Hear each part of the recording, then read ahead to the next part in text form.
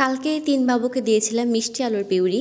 তো আপনারা জিজ্ঞেস করেন আপু বাবুকে কী দেন, সেটা অবশ্যই রেসিপি শেয়ার করবেন, তাই আপনাদের জন্য ভিডিওটা করা।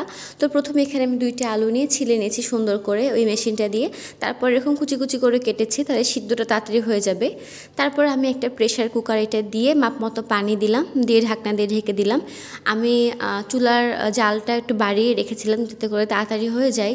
তো আমি এখানে 6টা সিটি দিয়েছি। 6টা সিটির পর আমি এখন এটাকে খুলে দেখছি যে আলুগুলো একদমই সিদ্ধ হয়ে গেছে। আমি ভাবছিলাম যে ব্লেন্ড করব কি না। তো আমি প্রথমে ডাল ঘুটনি দিয়ে ঘুটলাম। ঘুটার পরে দেখছি যে এটাতেই অনেক সুন্দরভাবে একদম ব্লেন্ড হয়ে গেছে, আমার আর ইলেকট্রিকে যাওয়া লাগেনি। তারপরে আমি এটা অনবরত অনেকক্ষণ ধরে ঘুটেছি, যেহেতু একা হাতে ভিডিও করেছি আমি, তাই বেশিক্ষণ দেখাতে পারিনি আমি কীভাবে করলাম। এটা শর্ট প্রসেস আপনাদেরকে একটু দেখালাম।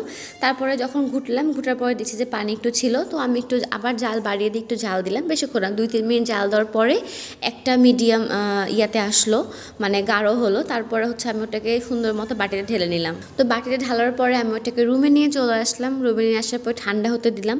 ঠান্ডা হওয়ার পরে আমি ওটার মধ্যে ফর্মুলা মিল্ক অ্যাড করেছি। আপনারা চাইলে নাও অ্যাড করতে পারেন, কারণ মিষ্টি আলুটা এমনি একটু মিষ্টি মিষ্টি।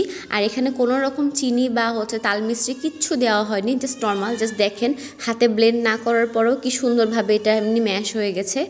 তারপর আমি এখানে ফর্মুলা মিল্কটা মিশিয়ে নিয়ে 3 বাবুকে খাওয়াবো। তো মিল্ক অ্যাড করার পরে আমি এটাকে বোতল ফিডারে ঢুকিয়ে নিলাম, যেখানে এটাতে করে খাওয়াতে খুব সুবিধা হয়। তো অনেক আপুরা আমাকে রিকোয়েস্ট করেছেন যে আপু প্লিজ বাবুর খাওয়ানোর ভিডিও দেখাবে না, তাই আমি অনেক আপুদের যেহেতু রিকোয়েস্ট ছিল, তাই সব আপুদের কথা মাথায় রেখে সব আপুদেরকে সম্মান করে আমি বাবুর খাওয়াটা দেখাইনি। আমি জাস্ট এইটুকু রেসিপি শেয়ার করলাম যে কী দিব, 3 জন কীরকম অ্যাকসেপ্ট করছে সেটা হয়তো পরের ভিডিওতে শেয়ার করবো, এখানে নাও বলি, কারণ অনেক আপুরাই মানা করেছে সব বলতে, তাই আমি আর বললাম না। এই ছিল আমার মিষ্টি আলু পিউরি রেসিপি। তো যদি ভালো লাগে অবশ্যই আপনারা বাচ্চাদের জন্য ট্রাই করবেন।